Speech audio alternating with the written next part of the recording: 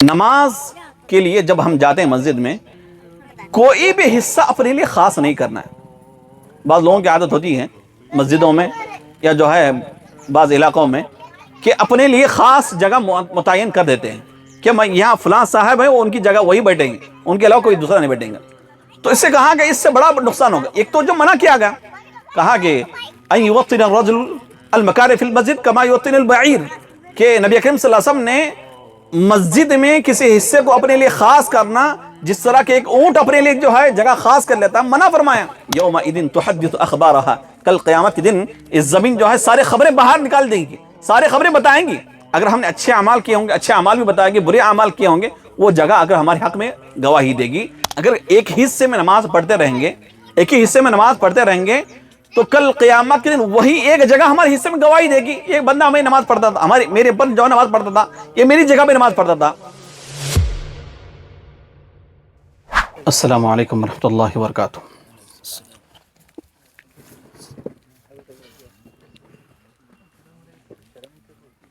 نحمده ونصلي على رسوله الكريم، اما بعد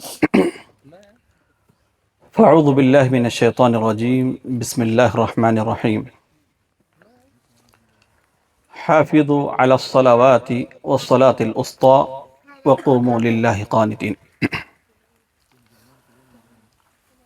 محترم علماء کرام، مائیں اور بہنیں،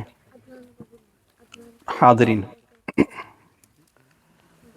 جیسے کہ ابھی آپ کے سامنے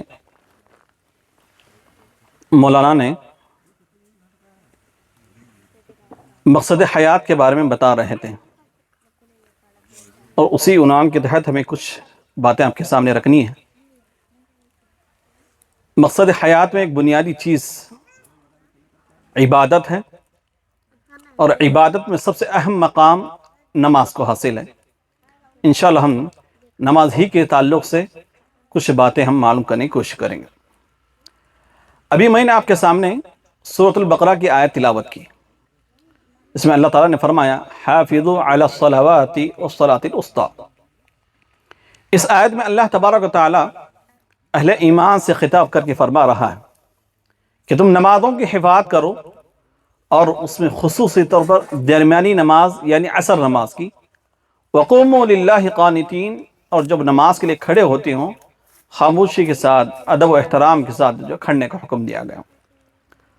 محترم عزیز، اس آیت میں سب سے پہلا پیغام جو ہمیں ملتا ہے وہ یہ حافظوا علی الصلوات، نمازوں کی حفاظت۔ نمازوں کی حفاظت اس لیے ضروری ہے، یہ نماز یہ ہماری زندگی کا سرمایہ ہے، یہ نماز یہ ہماری دولت ہے۔ جس طرح ہم دنیاوی مال و دولت کی حفاظت کے ہم فکر کرتے ہیں، اس سے کہیں زیادہ ہم جو ہے نمازوں کی حفاظت کے سلسلے میں ہمیں کچھ کرنی چاہیے۔ نمازوں کی حفاظت کا مطلب کیا ہے؟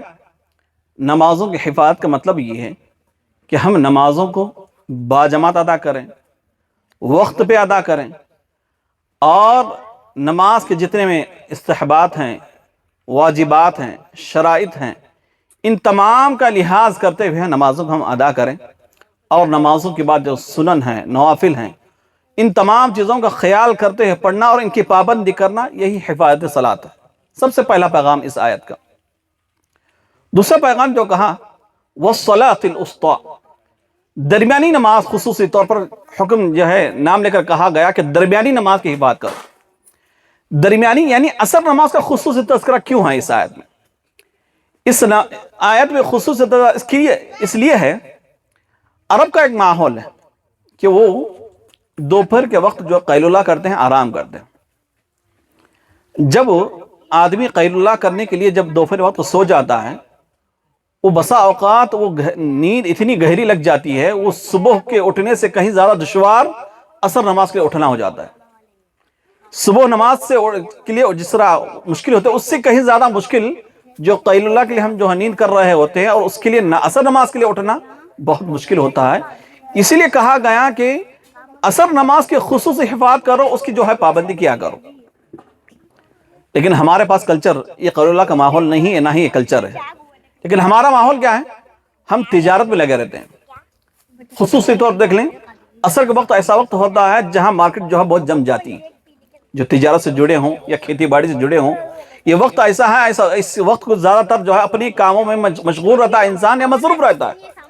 تو اس مشغولیت اور مصروفیت کی وجہ سے ہماری اثر نماز جو ہے چھوٹ جاتی ہے. تو اسی لیے کہا گیا وقوموا والصلاۃ الوسطیٰ، کہا کہ درمیانی نماز کا خصوصی تو اہتمام کرنے کا حکم دیا گیا. اور اس آیت کا جو اہم پیغام اور آخری پیغام جو دیا گیا وہ یہ وقوموا للہ قانتین، جب نماز کے لیے کھڑے ہوتے ہیں تو خشوع خضوع کے ساتھ، خاموشی کے ساتھ باادب کھڑنے کا حکم دیا گیا. کیوں دیا گیا؟ جب اسلام کا آغاز تھا، شروعات اسلام میں، ابتداء اسلام میں، نماز کے دوران کچھ گفتگو کرنے کی اجازت تھی، پرمیشن تھی، بات کر سکتے تھے. کس طرح بات؟ کہ صحابہ کرام جو جماعت کے ساتھ نماز پڑھ رہے تھے، اور جو صحابہ کرام جو تاخیر سے آتے، کسی ایک رکعت چھوٹ جاتی، 2 رکعت چھوٹ جاتی، تو باہر سے آنے والے صحابی نماز پڑھنے والے صحابہ کرام سے پوچھتے کہ کون سی رکعت چل رہی ہے، پتہ چلے کہ کون سی رکعت چل رہی ہے. تو اس کا جو سوال کے مطابق جو جواب دیتے کہ اتنی رکعت ہو چکی ہے اور اتنی رکعت چل رہی ہے. یہ شروع ابتداء اسلام میں جائز تھا. جب یہ حرکتیں دیکھی تو اللہ تعالیٰ نے یہ آیت نازل فرمائی، کہا کہ وقوموا للہ قانتین، جب تم نماز کے لیے کھڑے ہوتے ہو تو خاموشی کے ساتھ با احترام جو ہے کھڑا کرو، آپس میں جو ہے بات نہ کیا کرو. ہم غور کریں، عقیدہ توحید کے بعد، یعنی توحید کے جو ہے جیسے تعلیم کے بعد جس بات کا ہمیں حکم دیا گیا، جس عبادت کا مقام و مرتبہ ہے، وہ نماز ہے. اور اللہ تعالیٰ عقیدہ توحید کے بعد جس چیز کا ہم سے مطالبہ کرتا ہے وہ نماز ہے.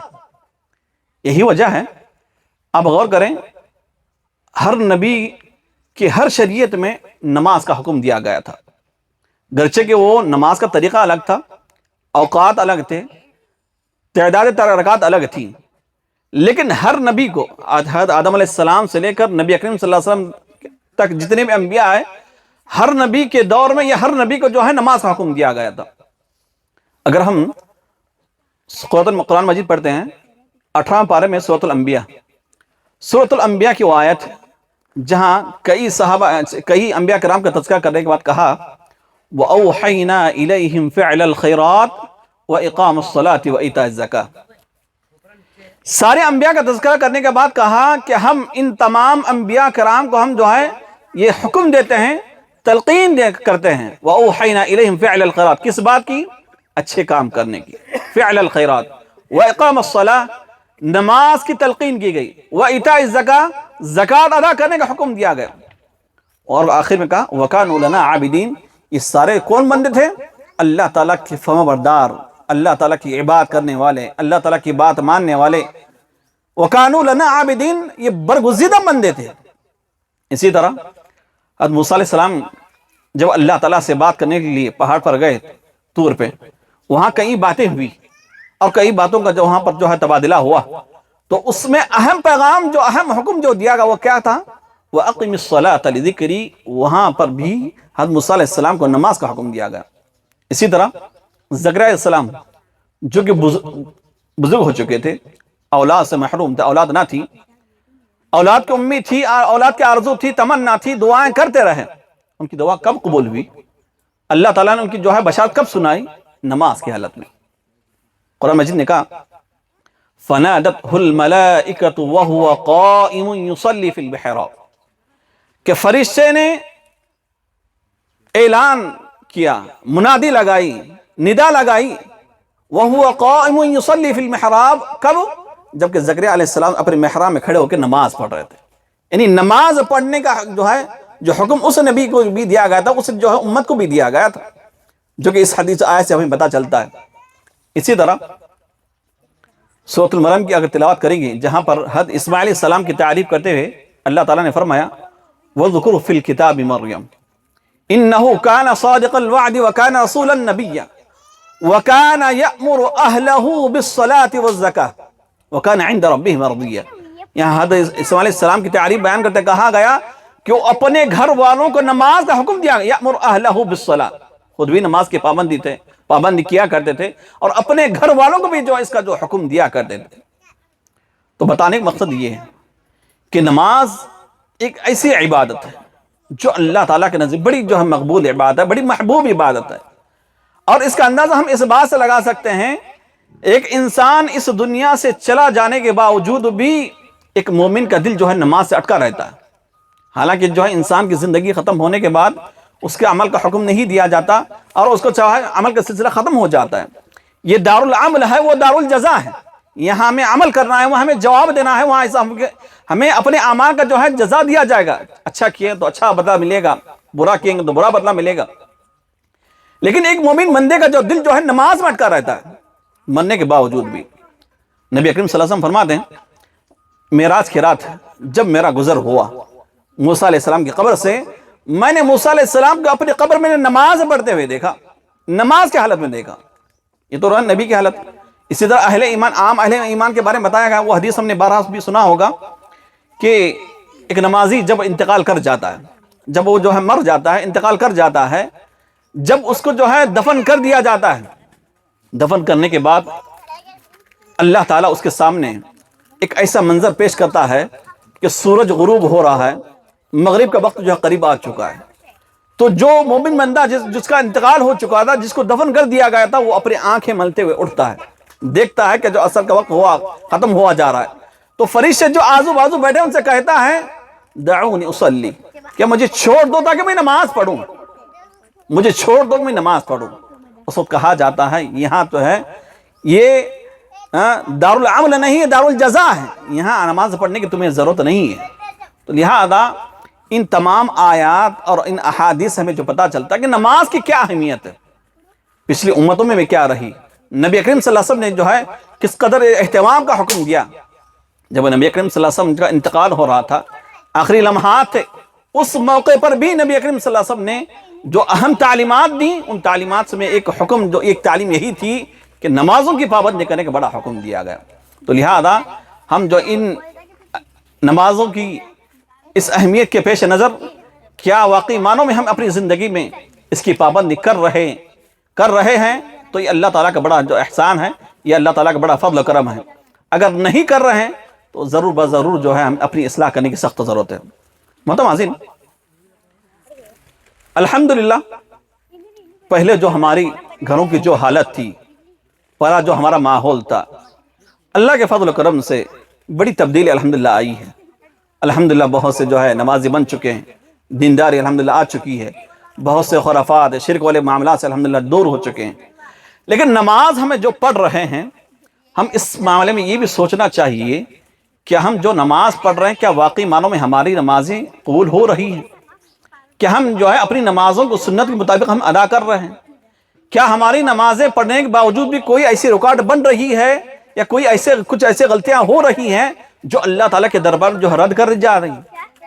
تو اس معاملے میں، کیونکہ آیت میں جو کہا گیا حافظوا علی الصلوات، نمازوں کی حفاظت کیا کریں۔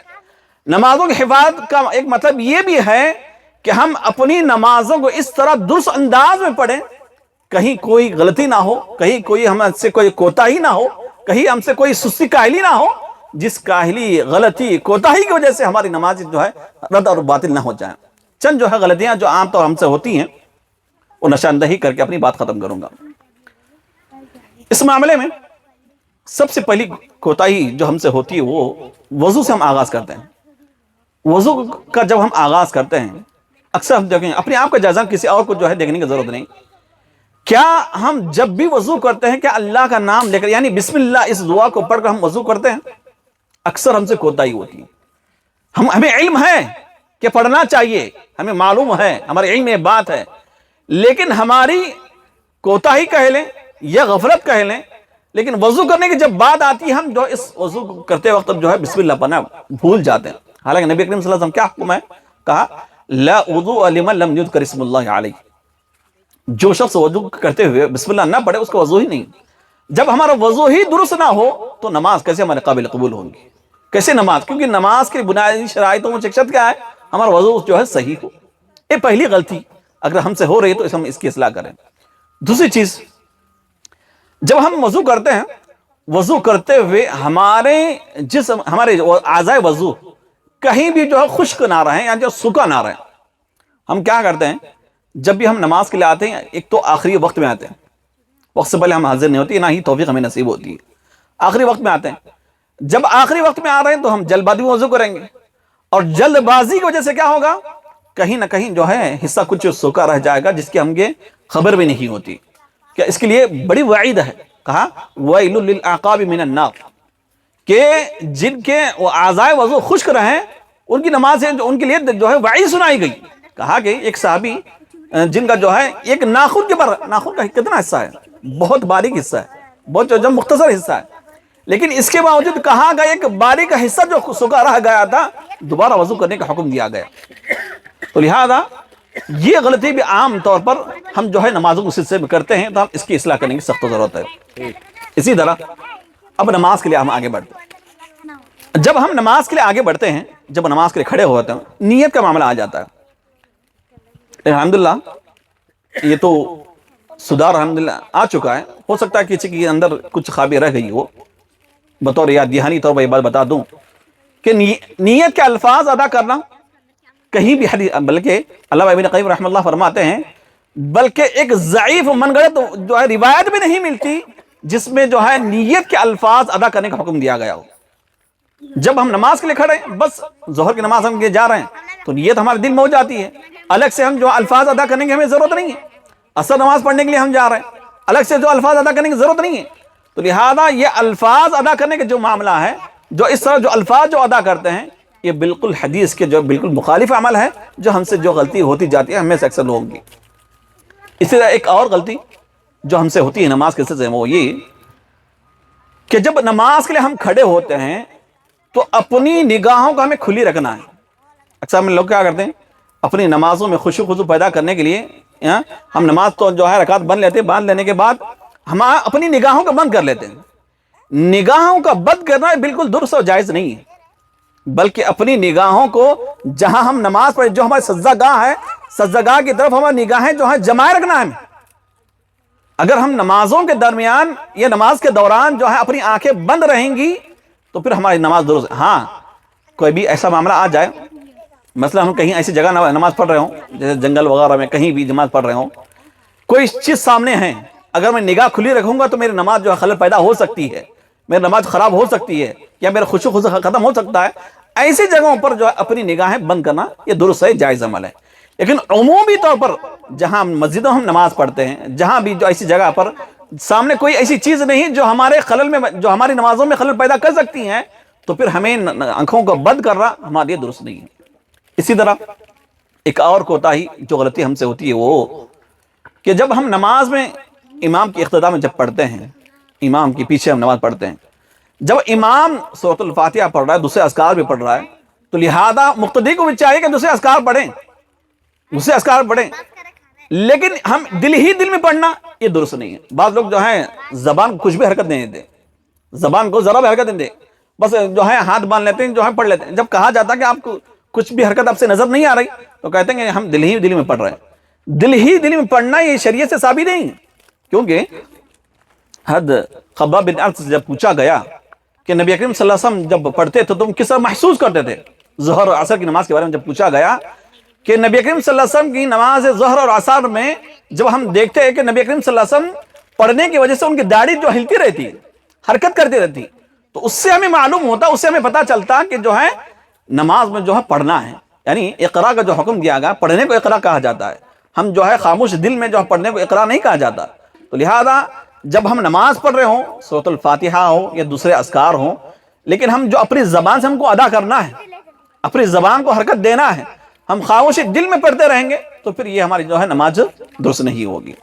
اسی طرح ایک اور غلطی جو ہم سے ہوتی ہے، نماز میں جو بھی اذکار ہم پڑھتے ہیں، چاہے رکوع کی دعائیں ہوں، سورۃ الفاتحہ ہو، سورۃ الفاتحہ سے پہلے ہو، یا جو ہے سجدے کی دعائیں ہوں، ہم ان دعاؤں اذکار کو بلند آواز سے نہ پڑھیں. بعض لوگوں کی عادت ہوتی ہے، اس سے کیا ہوتا ہے دوسرے نمازیوں کو خلل پیدا ہوتا ہے. ہاں نماز کے لیے کھڑے ہو گئے، سبحانک اللہم و بحمدک، آواز کو بلند آواز سے پڑھنا. امام پڑھ رہا ہوتا ہے، پیچھے جو یہ دوسرے امام کی قرات چالو ہو جاتی ہے، اور اسی طرح جو ہے سجدے میں، رکوع میں، یہ سارے جو ہے اس طرح بلند آواز سے پڑھتے ہیں جس کی وجہ سے جو ہے آزو بالو بعض لوگوں کو جو ہے ڈسٹرب ہوتا ہے. حالانکہ ایسے ہی ایک ہمارے مصلی سے ان کی عادت ایسی تھی، جب اصلاح کے لیے جب کہا گیا تو ان کا ایک جواب تھا کہ مولانا ہم اذکار ہی پڑھ رہے ہیں، ہمیں اذکار ہی پڑھ رہے ہیں، گانا گانا تھوڑی گا رہے ہیں. مولا اذکار نہیں بلکہ اگر قرآن بھی تم پڑھ رہے ہو، اگر اس سے کسی بھائی کو تکلیف ہو رہی ہے تو قرآن پڑھنا بھی درست نہیں ہے.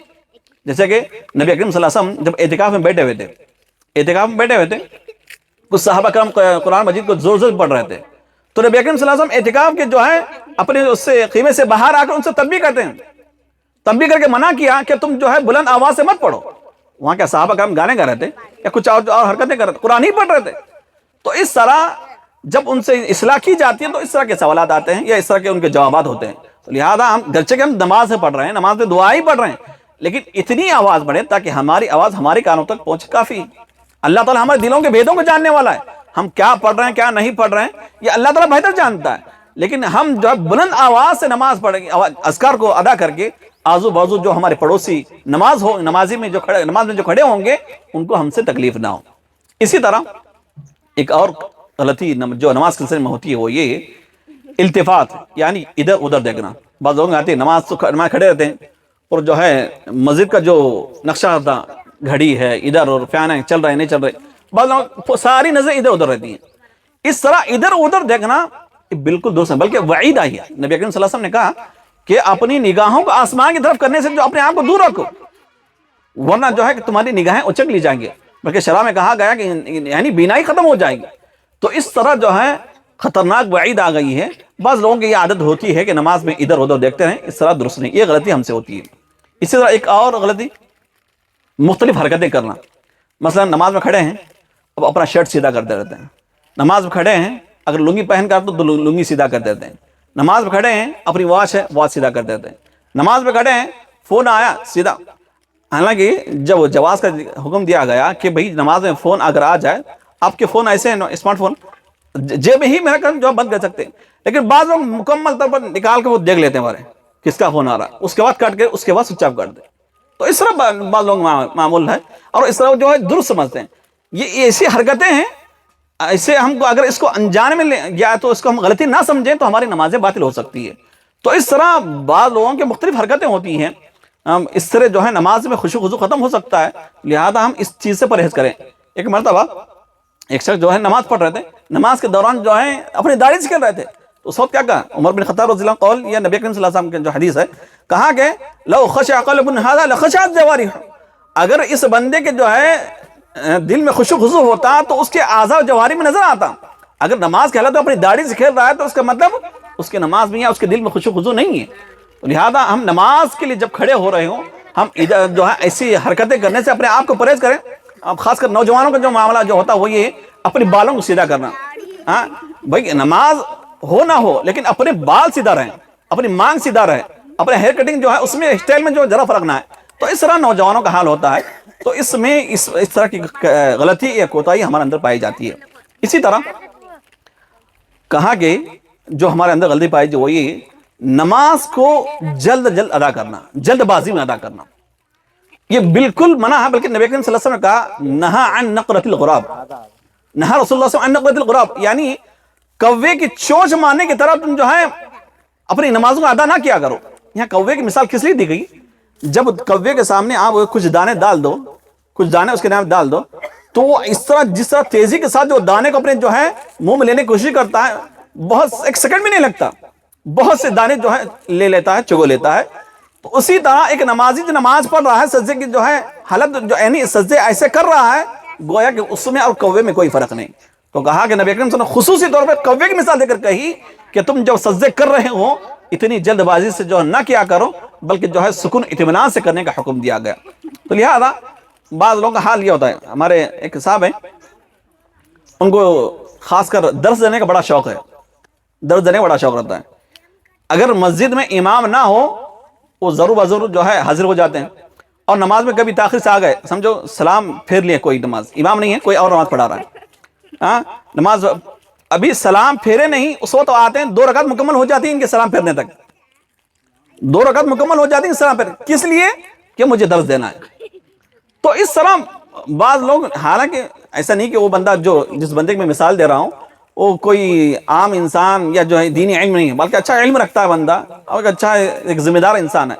تو اس طرح میں مثالیں دے کر اس لیے بتا رہا ہوں کہ اس طرح کی حرکتیں ہمارے جو ہے ماحول میں پائی جاتی ہیں.